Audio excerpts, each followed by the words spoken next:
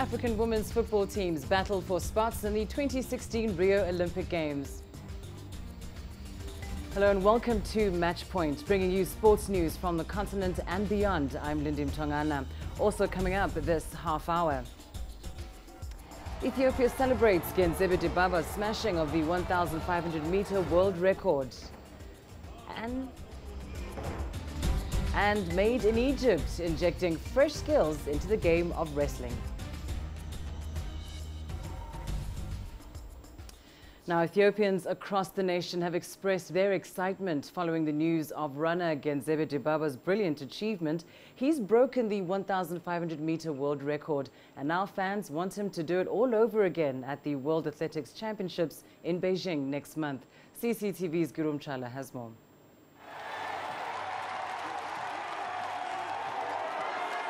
It was party time in the country when news of the Ethiopian athlete demolishing the 1,500-meter record was received. Many Ethiopians across the nation have expressed their delight. Millions have also watched the run live on TV and over the net and witnessed Genzebe's unmatched performance. Many on the streets of Addis Ababa and via social media platforms appreciated Genzebe's efforts in representing her country globally. Above all, her tenacity and brilliance on the track. I saw Genzebe's run on the internet. I was so happy to see her run. She's young and capable too. She's in good shape now, and I truly tell you that she will break many more records ahead of her. This result should motivate many more young athletes of our country. As an Ethiopian, I'm proud of her performance and so much excited. I wish to see more of her outstanding competitions. Together with fellow runners, I believe they can conquer the future. Genzebe is one of the three Dibaba sisters who managed to shine in the global athletics arena. Just like her older sister, Tarunesh, Genzebe too has achieved what many thought to be unachievable in Friday's 1,500 meters Monaco Diamond League. The 24-year-old took 4 seconds off her personal best to break Chinese athlete Yun Xiachu's record of 3 minutes 50 seconds and 46, which had stood in September 1993. Ethiopians across the nation expect even more from young and dynamic Genzebe Dibaba. They want this feat repeated in the August Beijing World Championship and then train her eyes on the 2016 Olympics. Guru Mchala, CCTV, Addis Ababa, Ethiopia. Well, let's take a further look at Genzebe Dibaba's amazing achievement. The Ethiopian runner cruised to victory in the women's 1,500-meter race in Monaco Diamond League to set a new world record time of 3 minutes 50.08 seconds. Now, that's beating the previous record that had stood for 22 years. Dibaba's new record now awaits IAAF ratification that will see her on the top shelf alongside other greats of the game around the continent. Now, Kenya's David Rudisha broke the 800-meter world record in the London 2012 Olympics in 1 minute 40.9 seconds. Moroccan Hicham El Guerrouj is the 1,500-meter men's world record holder, a feat attained in the Golden Gala race back in 1998. Kenyan Daniel Komen holds the longest-standing world record in the 3,000 meters that he achieved in 1996 in Italy. Meanwhile, Kenenisa Bekele of Ethiopia holds the men's world records in both the 5,000-meter and 10,000-meter races after breaking both records in 2004 and 2005, respectively. Ethiopia's Tarunesh Dibaba is the women's 5,000-meter record holder, while the 42-kilometer world record is held by Kenyan Dennis Kimeto, attained in the 2014 Berlin Marathon.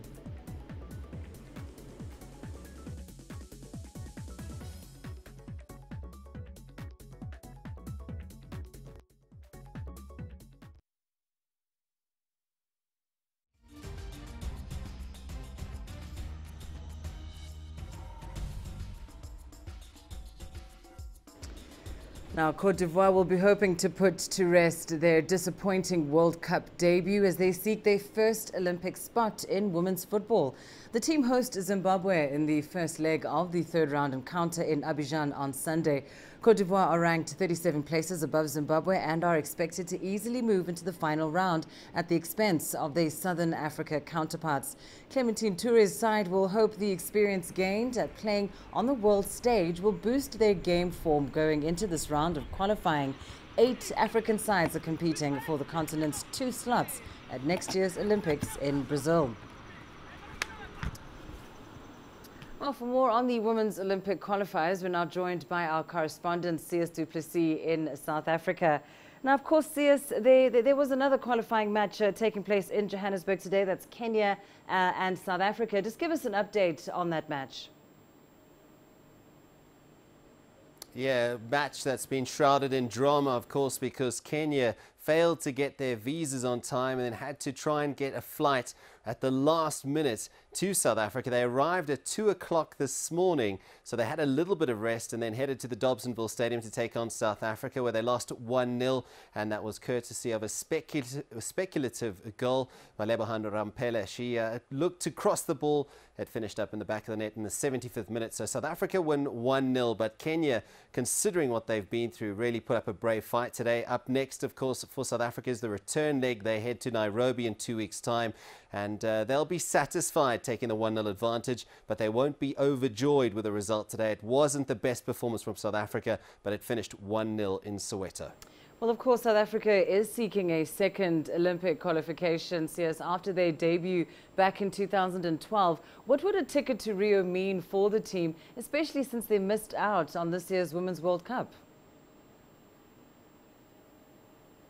Yeah, it would be absolutely massive for South Africa. I know the coach Vera Pauw has said that it's one of their major targets is to qualify for the 2016 Rio Olympics, but it's not going to be easy for South Africa. They've got to go now to Nairobi and see off Kenya in the second leg of the third round for the Olympic qualifiers. Then it's either against Nigeria or Equatorial Guinea, and South Africa's record against Nigeria leaves a lot to be desired. And we know how strong Nigeria are. They are the powerhouses of the African continent, so it's not going to be easy. But for South Africa, they really want to be in Rio, and they've tasted that Olympic sort of event, and they've been at under the bright lights, if you like, in London. Now they have desperately want to get to Brazil and book their plane tickets, but it's not going to be easy.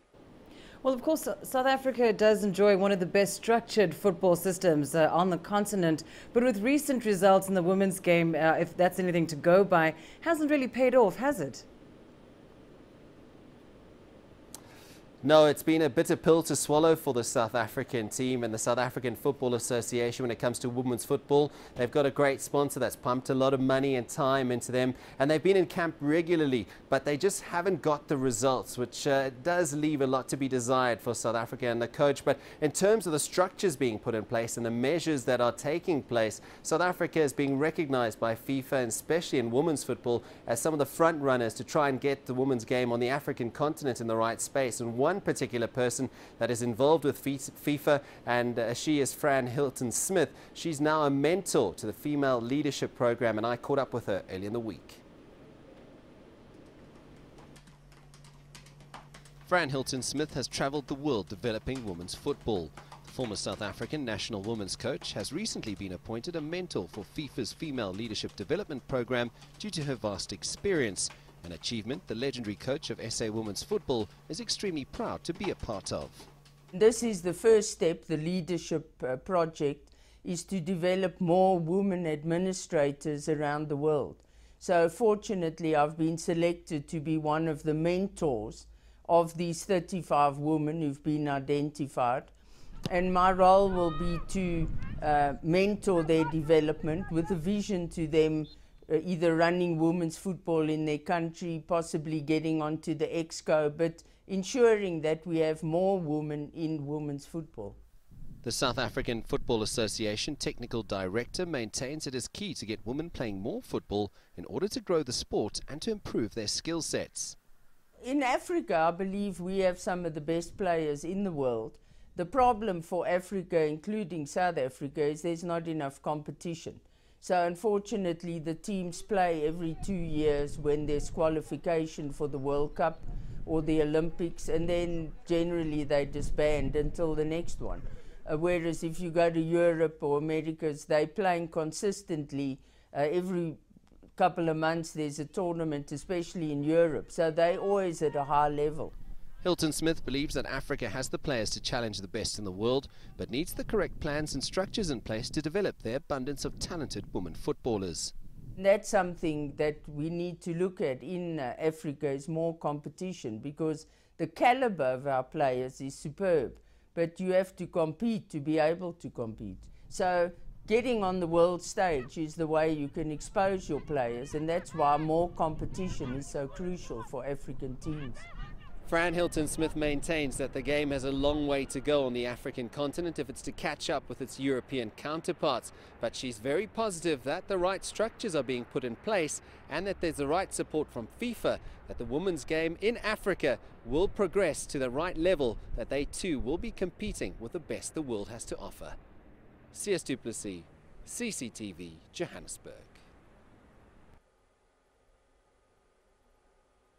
So the good news is that FIFA have identified African football and African women's football as something that needs to be improved. They've recognized the talent. It's now a case of putting the right mentors in place to make sure that that talent is nurtured and that the administrators are nurtured, because it's all about the whole process of football, behind the scenes, on the field, that really needs to make sense and needs to make a perfect sort of plan and happen in order for South Africa and the rest of Africa's footballers, in particular the women footballers, to go to that next level and qualify for the likes of the Olympics and the World Cup. Back to you in Nairobi. Thanks very much, CS. And it is that kind of investment one hopes will reap the rewards that the South African women's team is seeking. Well, don't go away. Still plenty to come on Match Point.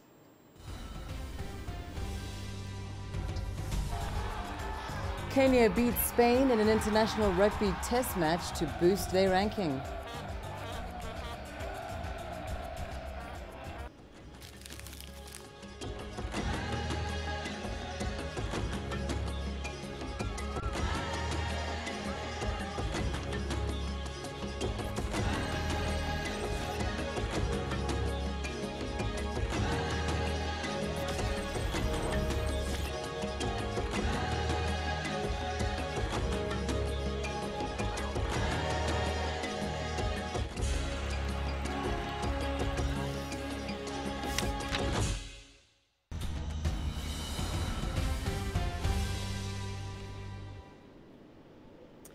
Welcome back. We take a look at rugby news now. Kenya edged out Spain 36-27 in a tightly contested rugby international test match in Nairobi to maintain their 100% record against European opponents this year. The visitors put points on the board early in the match before Kenya's Darwin Mukidza sped through the Spanish defence to give the hosts their first try after an impressive solo effort. Oliver Mangeni added a second try for the hosts, who led 17-6 at half-time. Spain came back rejuvenated in the second half, putting pressure on the hosts. They scored 2 tries to take the lead 27-22 for the first time in the game after Vincent Mose had scored for Kenya at the restart. Now, with the visitors looking set for a win, Kenya won a penalty try to restore their lead before substitute Lawrence Boyachi scored a last-minute try to give the hosts a 36-27 win. This was Kenya's second win over a European side this year after they beat Portugal 41-15 last month. Second half than first half, and I need to analyze slowly what happened in the first half. But the first 20 minutes, the team looks like they are not in the game.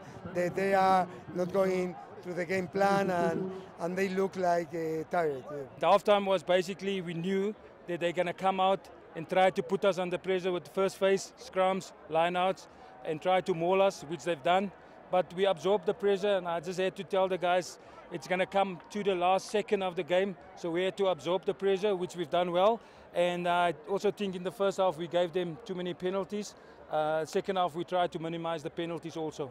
Big improvement, maybe a surprise. The technical bench, it's rarely that we Kenyans give some kudos to the leadership, and I think they're doing something, they're up to something good. Well, now as Kenya's 15s rugby team made inroads in world rankings there, as you just saw, Kenya's 7s team is yet to report to training for Olympic qualifiers. The team called a boycott of training following unpaid dues, but even as they wait to iron out their differences with the rugby union, fans are calling for their team's disbandment. Kenya's rugby fans are known for their flamboyance across the world whenever they cheer their Sevens team. Back home, their passion for the sport is just as fierce. Ahead of Kenya's 15th test match against Spain, Tony Anyango takes his usual sport on the bleachers. Tony, like many fans here, is happy with the progress the 15th side is making. The Sevens team, however, draws a different reaction from him, especially after the team called for a training boycott, citing unpaid dues, among other grievances last week against the union. I have mixed emotions about the Kenya Sevens team. First of all, I think it was wrong for the technical bench to through a press conference and do that, especially after the board had actually talked to them. I think it was wrong. The players have a point, the union has a point, so the key thing is communication. Once people are able to communicate, make each other understand very well, this past incident, to me, is a lack of communication. For many years, Kenya's Sevens team has been the country's flag bearer in the sport, but a recent run of poor form amidst a high turnover of coaches has left many questioning the team's commitment to country. This is how I look at it. We've changed the technical bench, we've changed the coaches, we've changed everything, nothing is changing. The only constant factor is this bunch of guys. And in my personal feeling is probably we've moved away from playing for the country, and it's all about the money. Kenya finished 13th at this year's World Series with 46 points from 9 legs, and the Olympic qualifiers is the next international assignment in their calendar. We've been talking about experience. When we were going for Commonwealth, we brought them back because of experience. What did we get out of it? What did we get out of the last season? Nothing. It's time to build. It's time to build, and we need to build. It's a bitter pill to swallow, but some of those guys are past sell by date. Come on, this is sports, and we can't depend on the same people forever. It doesn't work like that. With the issues currently facing the Kenya Sevens team, at least the fans have something to cheer about in their 15th team. But for many of them, the dream still remains that they would wish to see their Sevens side at the Olympics next year. Celestine Karone, CCTV in Nairobi. To Ghana now, and there's been mixed reaction to the news that one of the country's top footballers is set to move to China. Black Stars captain Asamoah Gyan has just signed a 2-year deal with Shanghai SIPG. Gyan will move east after a 4-year stint playing in the UAE. Katsarina Vitotsi has more. A new job for Ghana's captain. Striker Asamoah Gyan signed a transfer deal to Shanghai SIPG. 29-year-old Gyan moves to China after 3 seasons with Al Ain in the UAE. Unlike the majority of his teammates, Gyan never settled playing in Europe. Godfrey Dakoto is a sports journalist. He says Gyan's always been happiest carving out his own path. For every time that he hit an obstacle, he bailed out. He hit an obstacle at Udinese, he moved to Modena. He hit an obstacle at Modena, he moved to France. So he's basically never really stayed for the ultimate challenge, and that I think is what has created the career path that we see for Gyan, because as soon as he got to the EPL, one good season, everybody's like, yeah, finally we're going to see the best of him. Then he says, no, I'm off. I'm going to the UAE. Gyan's $350,000 a week contract at Shanghai will last 2 years. A profitable move in more ways than one. Gyan, if you look at Gyan post 2010 and Gyan now, he's put on a bit of weight. He's lost a tad of pace. But with the Chinese league, at least we know his conditioning is going to improve. And I have a feeling in the back of his mind, he thought about these things, because he's spoken quite widely of wanting to play in Russia at that World Cup. He's spoken about playing in at least 2 other AFCONs. Now that will take him to what, 35, 36. You can't be playing in the UAE, play for Ghana at the same time with that kind of conditioning. So I think he thought about those things as well and pushed him to China. Gyan's pace on the pitch has earned him the nickname The Jet here in Ghana, and his trick of scoring goals for the national team means that he is a firm favourite amongst Black Stars groupies. But what do fans think about Gyan's new move east? Yeah, his move is good, but for me, I prefer him moving to Europe to challenge the big ones, so-called Messi and Ronaldo, because I know he can make it. Oh, to me, I would ask China they have good players there. If you come to tournament or World Cup, they perform well. And so Baum definitely will get challenged there. In China, Gyan will be under the watchful eye of former England coach Sven-Göran Eriksson. It's hopes the striker will help Shanghai SIPG as they chase for top-of-the-table glory. Katerina Vitozzi, CCTV, Ghana. Time now for a short break. Here's what's coming up next. Wrestling made in Egypt, injecting fresh skills into the game.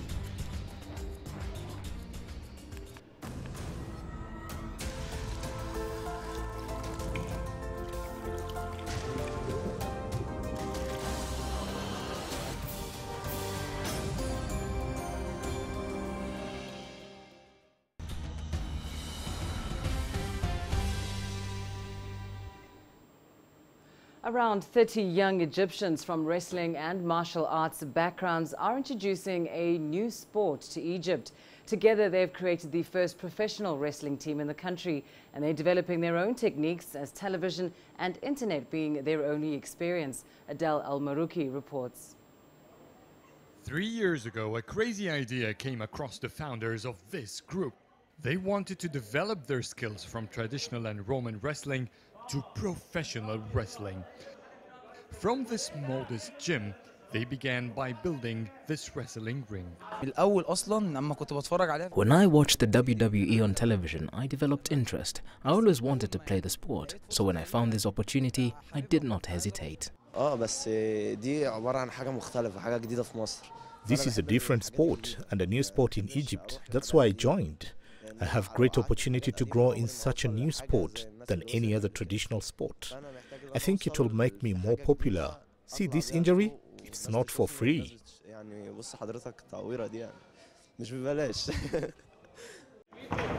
First they went head-hunting players from other sports, and once they began the recruitment process online, they were surprised. Not just because more people were interested than expected, but they started to have women joining the sport. When I saw the ad, I thought it was Roman wrestling. I was surprised to find it was professional wrestling. I started training immediately. I was the first girl to join. I only played with the coach at first until more girls joined. There are 6 ladies in the team. Their coach was one of the top 3 judo players in the country. He is the sole sponsor of the team. But Mahrous never had any experience in the sport. His passion for the game didn't make that stand in the way. Originally, I was a Kung Fu. My Thai, kickboxing trainer are all mixed martial arts. Sky gained more experience when I played judo and I ranked the 3rd across the Republic. I thought of practicing professional wrestling. I didn't have the experience, so I depended on television to learn all the moves and pass it on to the team. And now we mastered many of the moves. All I need now is more time and I can compete against the world. The lack of professional experience for the team didn't seem to bother any of them. With their current status, it's the least of their concerns. They plan to tour the country and start performing in public to give the sport the push it needs to become popular. It seems like an impossible mission. Dozens of young Egyptians are trying to start a sport in the country and possibly the entire region with limited resources. They could have easily given up, but for 3 years they've been working hard on themselves, developing their skills with remarkable persistence. They insist to spread the sport across the country. Adel Al-Marouki, CCTV, Cairo. And now in cycling news, British journeyman Stephen Cummings earned South African team MTN Qhubeka a landmark victory on Mandela Day when he spoiled a French party to take a surprise win in the 14th stage of the Tour de France on Saturday. Cummings beat Thibaut Pinot into 2nd and Romain Bardet into 3rd, powering past the 2 Frenchmen inside the final kilometers, while both were marking each other, thinking the race was between the 2 of them. Pat Cummins riding for the first African team on the Tour de France, even had time to raise his arms in celebration after staying within distance of the French rivals in the final climb. Meanwhile, Brit Chris Froome retained the overall leader's yellow jersey after holding off his rivals and even gaining further ground at the end of the 198-kilometer ride from Rodez. Now this week on our Top 5 segment, we look at the Top Africa Women's Volleyball Club Championship winners. Kicking off our list at number 5 is GS Petroliers from Algeria. The club, which was formed in 1947, has featured in 7 finals, winning 1 and coming in as runner-up thrice. That is just one little less than Petroliers' men's team, who have won twice. Tunisia's club Africain are 4th on our list.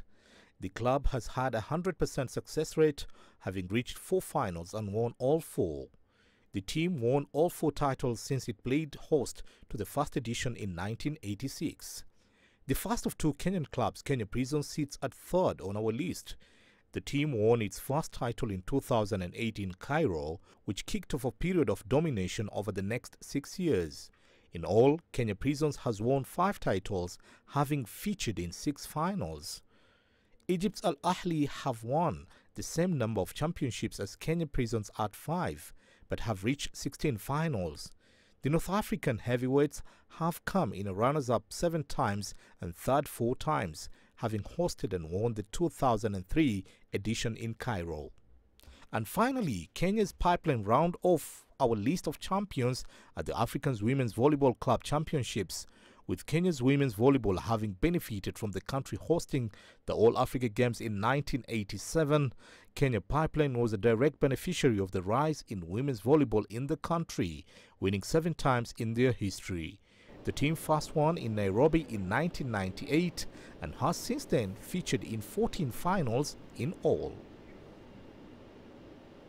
Well, that's it for this edition of Matchpoint. Now remember, we do value your feedback. You can send your emails to matchpoint@cctv.com or visit our Facebook page or get in touch via Twitter.